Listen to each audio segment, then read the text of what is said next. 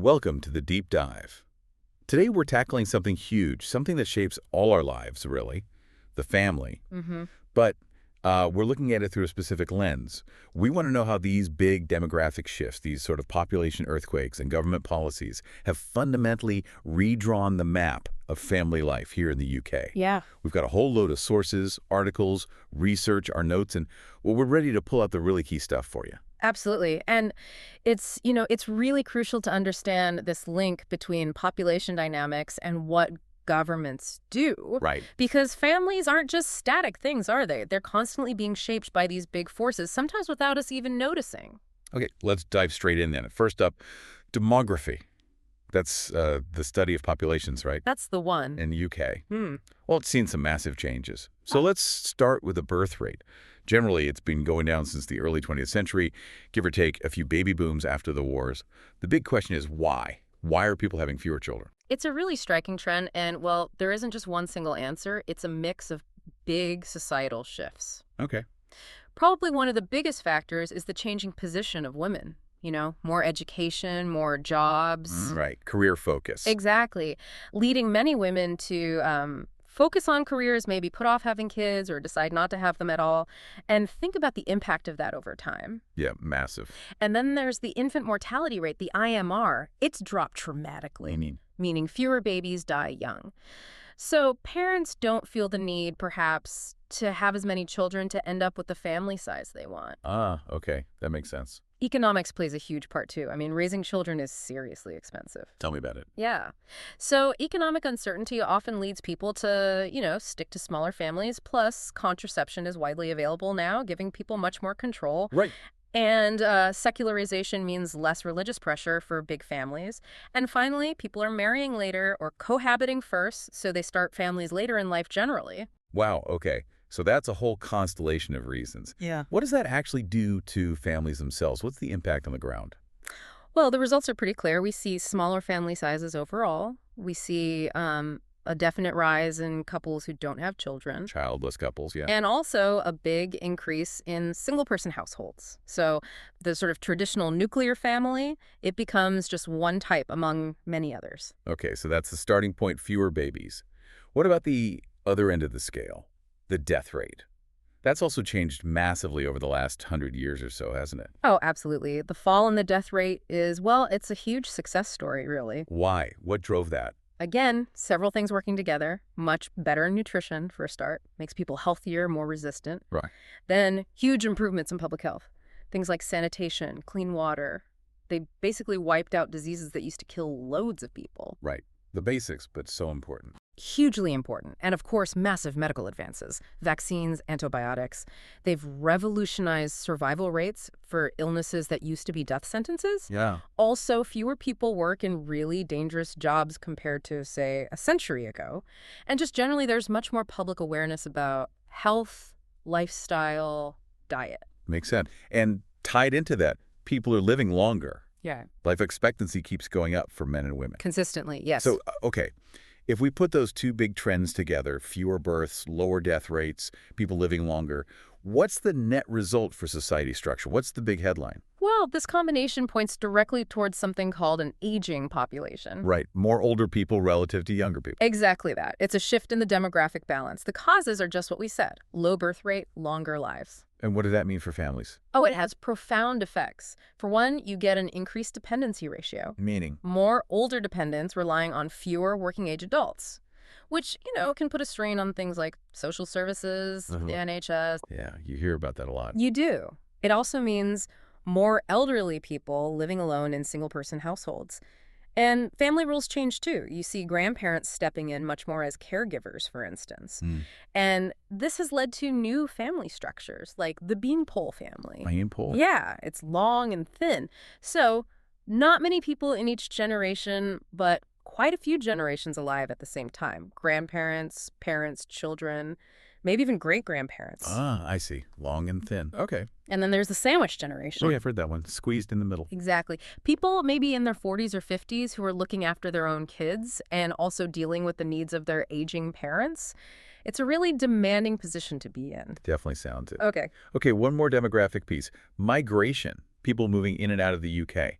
How does that fit into the picture? Migration's a really important part of the story. Generally, the UK has seen net immigration, more people coming in than leaving. Right. And that has a big impact on family structures. It obviously increases diversity. You see more varied family forms emerging, like transnational families. Where people live in different countries but stay connected. Precisely.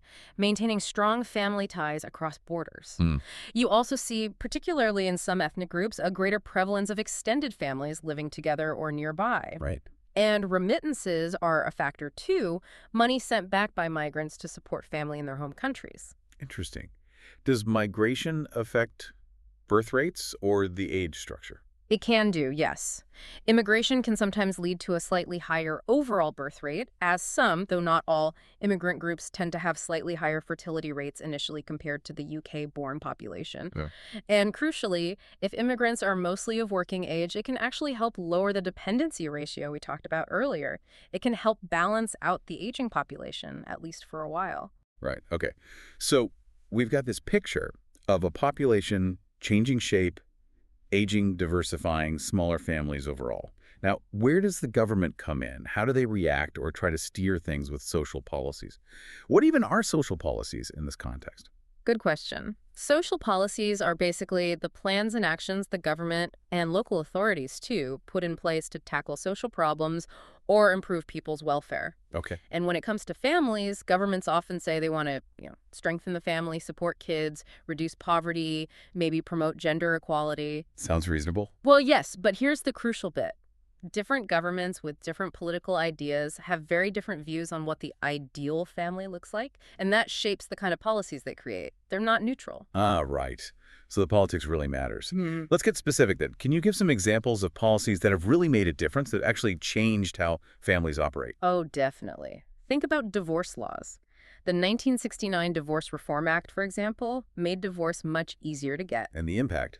Well, it didn't just make ending marriages simpler. It contributed significantly to the rise in lone parent families and reconstituted families, step-families. It changed the landscape. Okay, what else? Welfare benefits, things like child benefit or now universal credit. They're meant to support families financially. But they're controversial, aren't they? Very. There's constant debate about whether they discourage work or how they affect family structures. The New Right, for instance, has strongly criticized benefits for lone parents, arguing they create dependency. We can maybe circle back to that. Yeah, let's. What about supporting working parents? Right. Things like childcare provision, initiatives like Sure Start, or the free early years childcare hours. The idea is to help parents, often mothers, get back to work and also help child development. Mm-hmm. And parental leave. Yes, policies like shared parental leave, that's aimed at encouraging dads to take more time off, trying to promote more equality in who does the childcare. Okay. Any others that maybe aren't so obvious? Well, you could even bring in things like housing policies. They clearly affect where families can afford to live, how they form households, and education policies too, school hours, the curriculum. They shape childhood and impact family routines. And maybe one of the most fundamental shifts recently has been around same-sex relationships. The legal changes. Exactly. The Civil Partnerships Act in 2004, and then the Marriage Same-Sex Couples Act in 2013. These were huge in legitimizing diverse family forms, really expanding our definition of family and marriage. Okay, so the government definitely plays a role, sometimes intentionally, sometimes maybe with unintended consequences. Now, this is where it gets really interesting for me, how different ways of thinking, different sociologists interpret all this. It's not straightforward, is it? Not at all. Different theories see these policies very differently. Let's start with functionalism. How do they view government policies affecting families? Functionalists, generally speaking, see policies in a positive light. They tend to think policies help the family do its job better. It's functions, like raising kids. Exactly. So welfare policies might be seen as supporting primary socialization, making sure kids are looked after. Functionalists often favor policies that support the traditional nuclear family because they see that structure as being best for keeping society stable and orderly, policies working with the family. Okay, sounds quite positive about the state's role, but I guess not everyone sees it that way.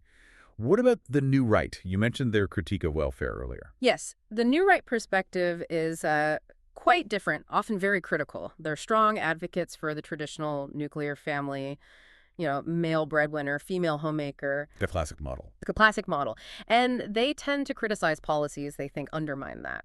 Their big argument, especially about welfare benefits for lone parents, is that they create perverse incentives. Perverse incentives, what does that mean? It means they think the policies actually encourage the behavior they're supposed to solve.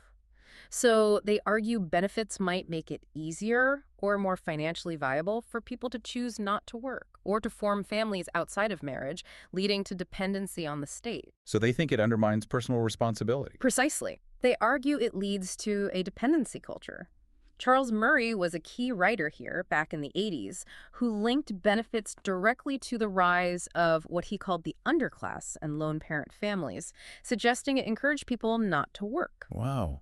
So their solution would be, Their policy ideas generally involve cutting back on benefits, especially for non-traditional families, and promoting policies that actively support the nuclear family structure and encourage self-reliance. that's a really strong critique of state intervention.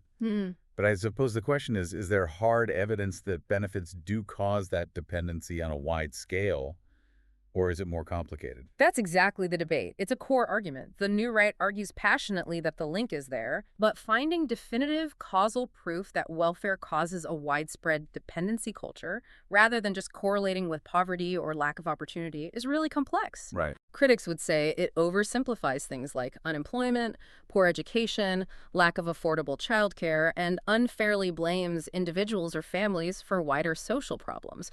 So it's a powerful argument, but proving it conclusively across society is, well, difficult. Okay, understood.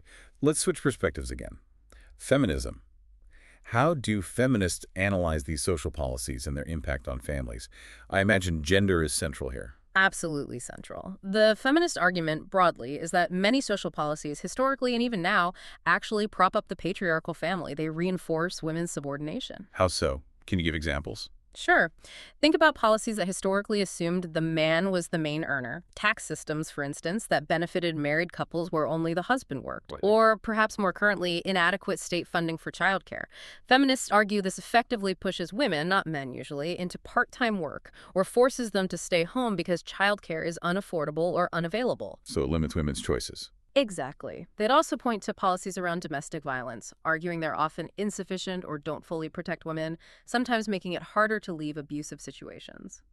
But haven't some recent policies tried to address gender inequality, like shared parental leave? Yes, and feminists would acknowledge those as steps in the right direction. Things like shared parental leave, some improvements in domestic violence laws. They see these as positive moves. But the general feminist critique remains that much, much more is needed to really dismantle the gender inequalities baked into both family structures and state policies. They're still often designed around traditional assumptions. Okay, now Marxism. They always bring it back to the economic system, right? Capitalism. Mm. What's their take on social policies and the family? Yes, for Marxists, it ultimately connects back to capitalism and class power.